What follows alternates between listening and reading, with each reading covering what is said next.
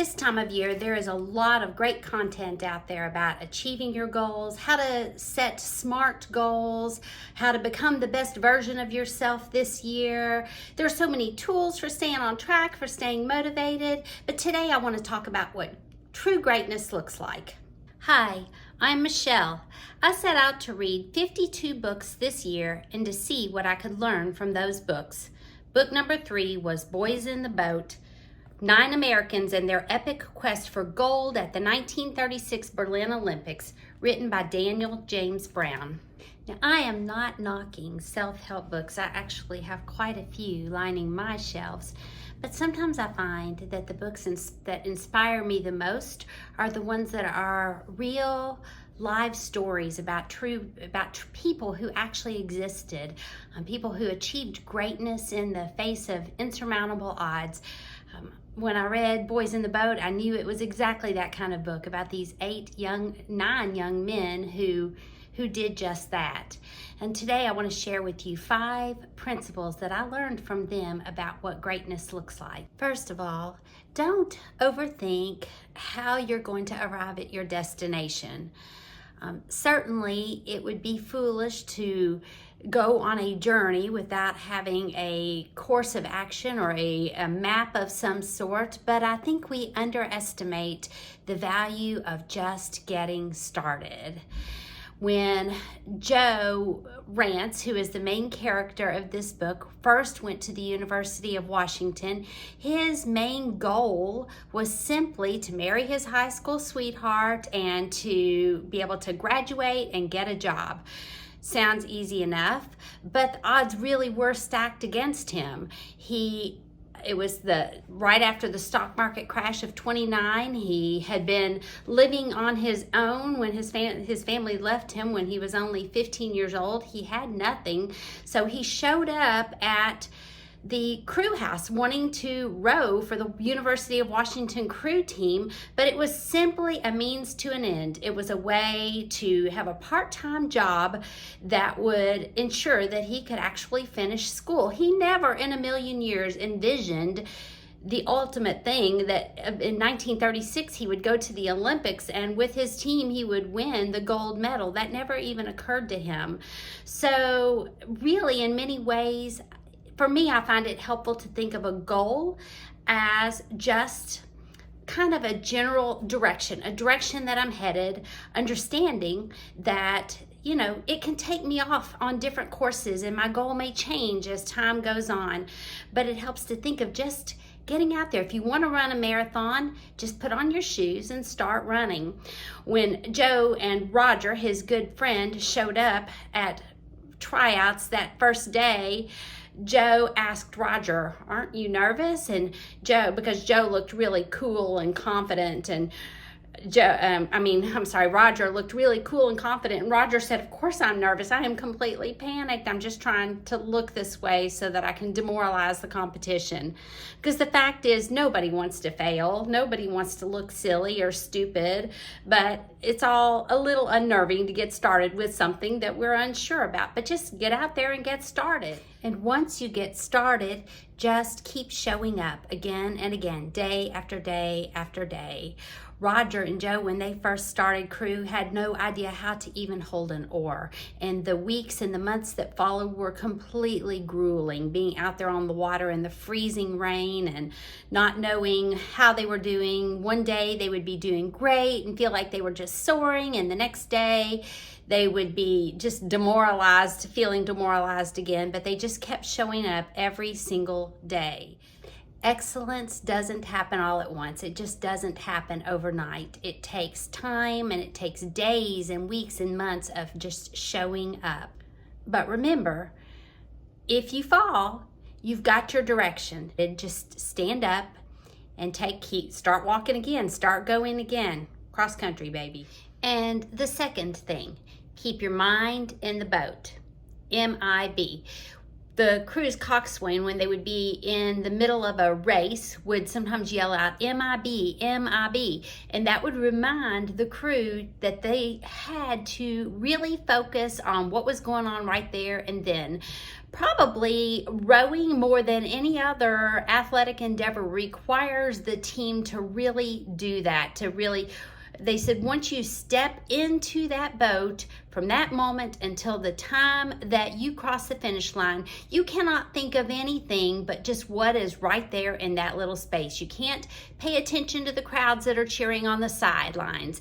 You can't pay attention to the boat that might or might not be right beside you. You can't be thinking about last night's date. You have to really focus on here and now in this space.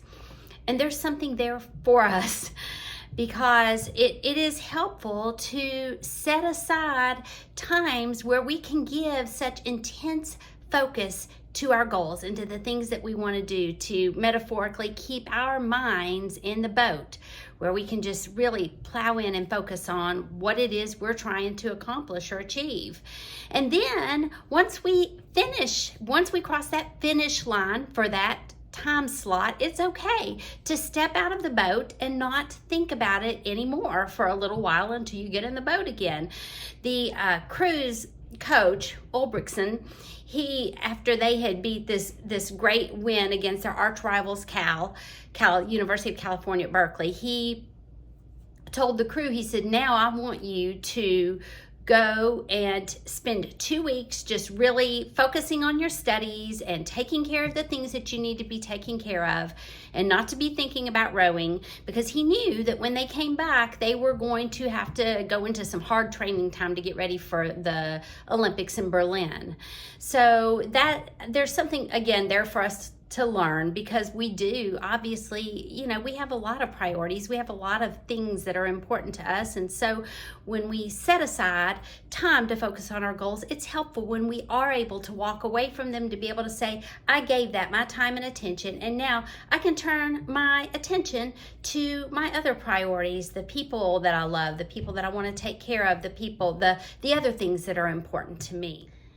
Third, trust the people who are walking with you. Trust that they've got your back. Trust their strengths. We can't be all things for all people, and we were never really meant to be. Life is so much better when we are working together and sharing the load.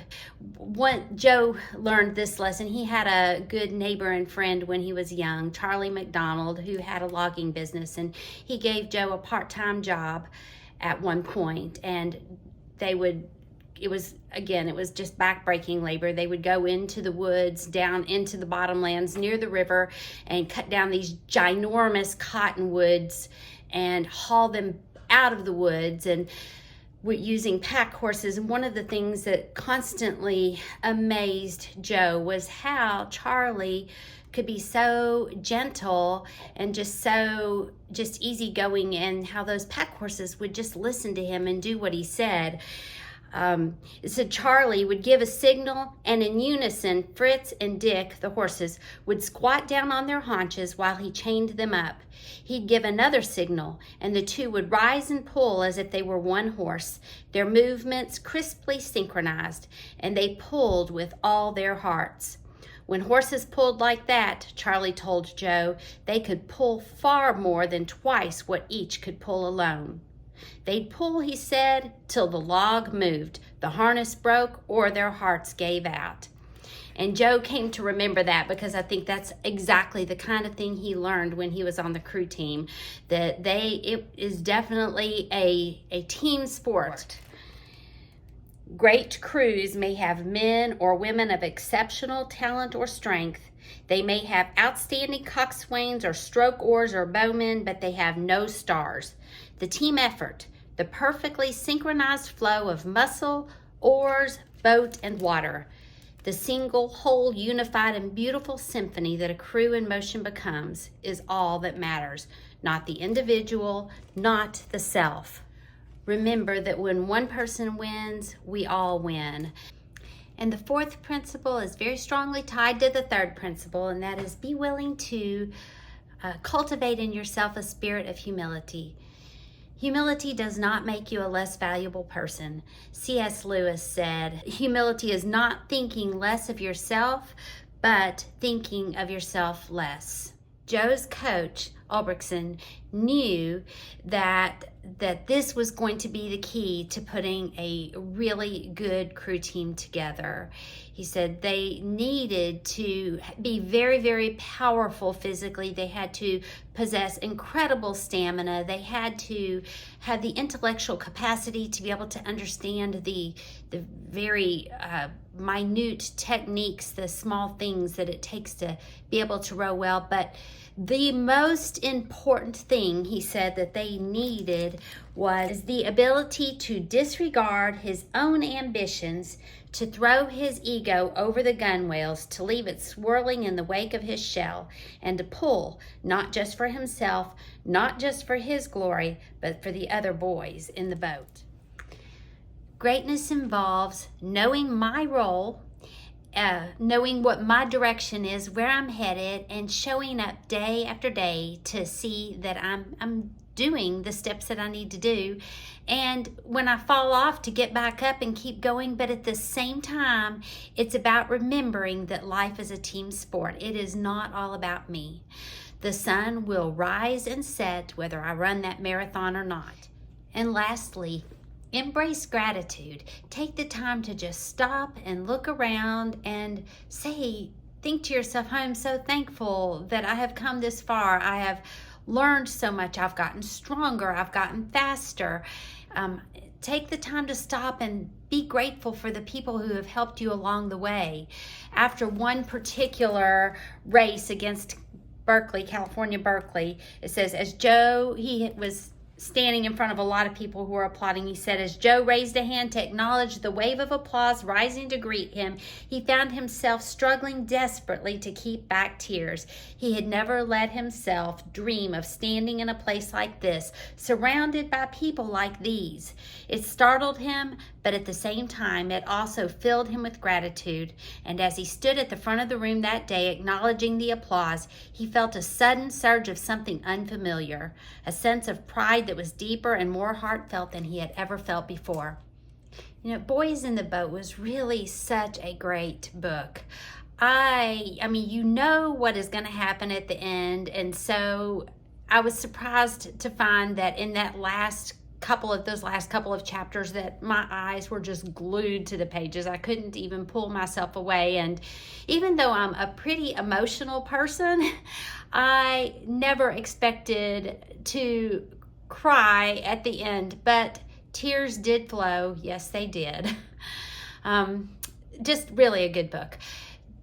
One thing I didn't talk about in the book is just all of the other things that were going on at the time that this crew team was formed. I mean, that was during the time of, the rise of Hitler, and that played a particular role because the Olympics that they went to in 36 were in Berlin.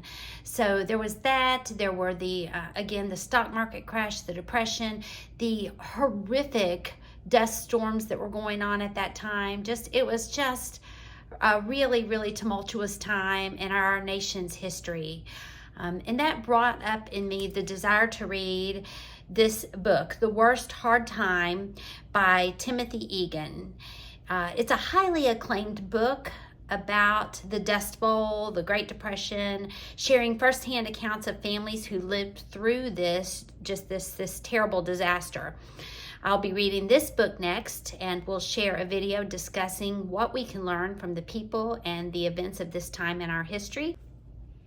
It's a snow day here in East Tennessee. I think I might just watch Boys in the Boat movie tonight.